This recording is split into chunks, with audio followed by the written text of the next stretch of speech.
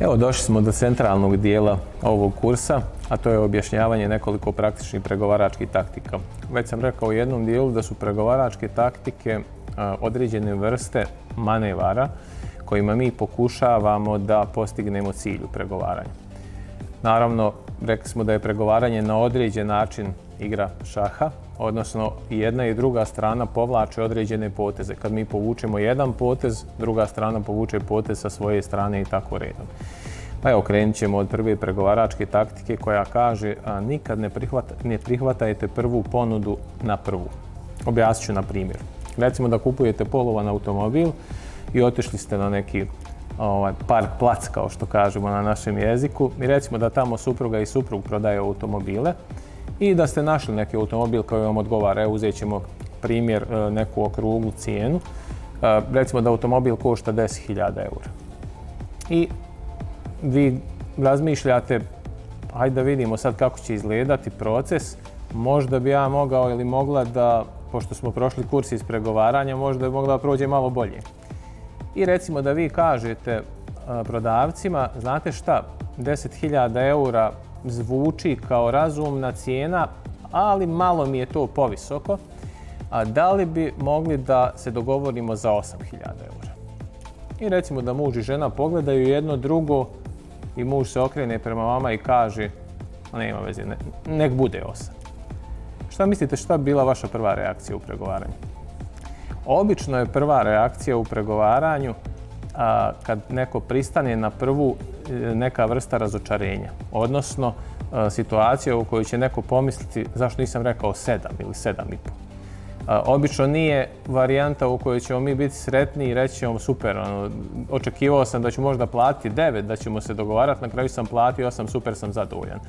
To je jedan od razloga zašto ne prihvatamo prvu ponudu na prvu. Kad god neko da prvu ponudu, mi bi trebali na određen način da se nećkamo. Mi ovdje naravno sad pričamo o ovoj drugoj pregovaračkoj strani u našem primjeru, odnosno o prodavcima automobila. Recimo da su supružnici rekli, pa znate šta, 8.000 nam je zaista cijena na koju ne možemo da pristanemo, to nam je nemal nabavna cijena, hajde da vidimo da li može nešto više, da probamo da se dogovorimo drugačije i da opet pristanu na 8, nama bi bio totalno drugačiji osjećaj zato što nisu pristali na prvu. I u tom smislu se kaže da nikad ne pristajemo na prvu ponudu na prvu. Sljedeća pregovaračka taktika se zove usluga i kontrausluga. U pregovaranju vrlo često jedni drugima dajemo usluge, odnosno dajemo ustupke.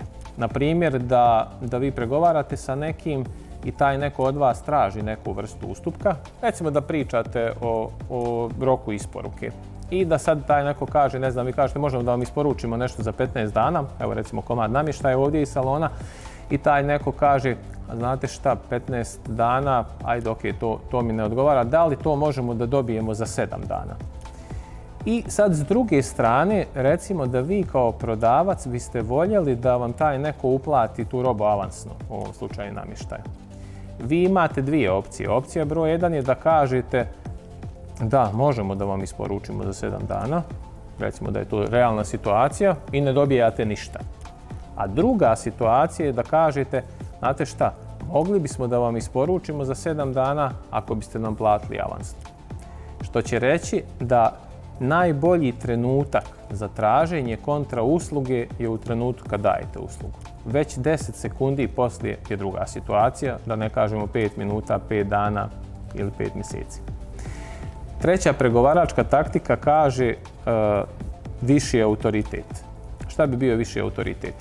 Pa recimo da ste vi šef u nekoj firmi, recimo da ste šef prodaje, i da imate firmu koja sa vama sarađuje i sad pregovarate sa nekim iz menadžmenta iz te firme koja hoće od vas da nešto kupi i dolazite do situacije u kojoj neko traži određeni ustupak, recimo nižu cijenu, popust, kraći rok isporuke, bilo šta što vi niste spremni da date. U toj situaciji možete da se pozovete na viši autoritet i da kažete, znate šta, ja bi vam izašao u susret, međutim ne odlučujem ja sam o tome, trebalo bi da se s nekim konsultujem.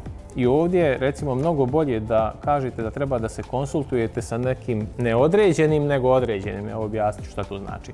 Recimo možete da kažete treba da se konsultujem sa direktorom i to je situacija u kojoj možete da padnete u zamku jer će taj neko reći pa evo ajde dok ovdje sjedimo pozovite direktora da vidimo šta će on reći. A mnogo bolja je varijanta da kažete znate šta moram da se konsultujem sa svojima u rukovodstvu. To sa svojima u rukovodstvu je množina i sagovornik ne može da vam kaže pa evo pozovite svoje rukovodstvo pa da vidimo da li možemo dobiti nižu cijenu.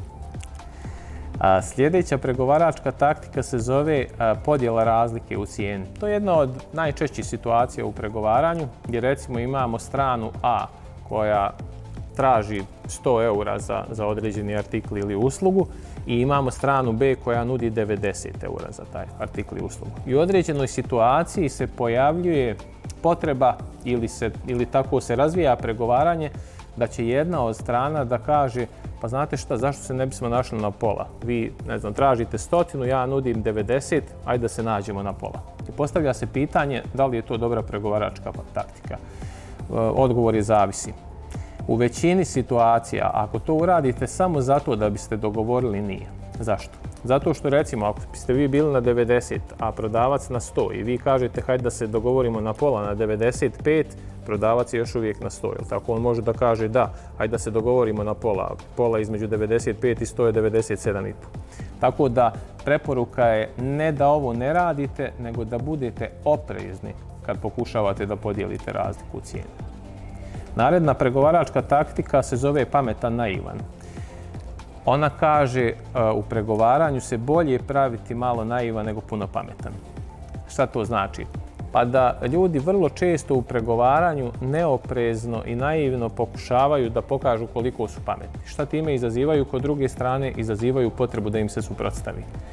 Ako se pravimo malo naivni, time ćemo automatski da spustimo gard kod sagovornika i potencijalno ćemo dobiti više ustupaka u pregovaranju. Tako da kad pregovarate, bolje se praviti malo naivan nego puno pametan. Sljedeća pregovaračka taktika se zove ostavimo po strani. Recimo da pregovarate da ste vi prodavac, da neko od vas nešto kupuje, recimo da je to pomenuti komad namještaja i da ne možete se dogovoriti oko cijene.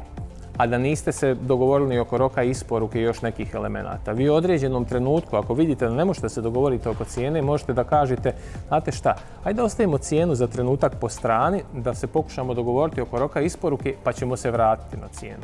I to u određenom broju situacija može da ublaži tenziju koja se pojavi u pregovaranju, može da spriječi takozvano zaključavanje pregovaranja, odnosno da spriječi ćorsokak i da možete kasnije zaista da se dogovorite. I posljednja taktika o kojoj danas pričamo se zove princip povlačenja ponude. Ovo je taktika koja se koristi sa nekorektnim sagovornicima sa druge strane. Evo recimo da sam ja prodavac i da razgovaram sa nekim ko želi da kupi ovaj sto za kojim sjedimo. I recimo da je 100.500 maraka. I sad u salonu da možete da pregovarate o cijeni. I da vi kažete, evo početna cijena je 1.500 maraka, neko vam kaže, odnosno kupac kaže, dobro, to mi je visoko, da li možete nam snizite cijenu, a kažem, najviši rabat koji možemo da vam damo je 10%, znači, evo, to je 1.350 i to je zaista cijena koju možemo da vam damo, i da prodavac počinje da insistira, recimo da kaže, ali niti 1.350 nam ne odgovara, moramo dobiti još nižu cijenu i da vi u jednom trenutku osjetite da sagovornik postaje na neki način nekorektan, odnosno smatrate da pokušava da iscijedi iz vas rabat u smislu da mu date maksimum na koji niste spremni da pristanete. Vi možete da koristite ovaj princip povlačenja ponude koji kaže sljedeće. Recimo da ste vi rekli tih 1.350, a da je kupac rekao, znate šta, mi možemo da damo maksimalno 1.250, znači još 100 eura manje.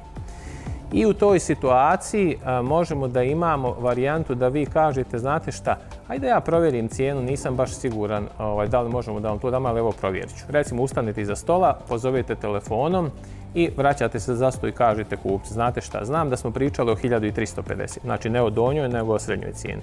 Znam da smo pričali o 1.350, međutim naši su nešto pogriješili u računovodstvu, mi ne možemo da vam damo cijenu od 1.350. Šta se dešava u toj situaciji? Kupac obično zaboravlja onu nisku cijenu koju je tražio i počinje da se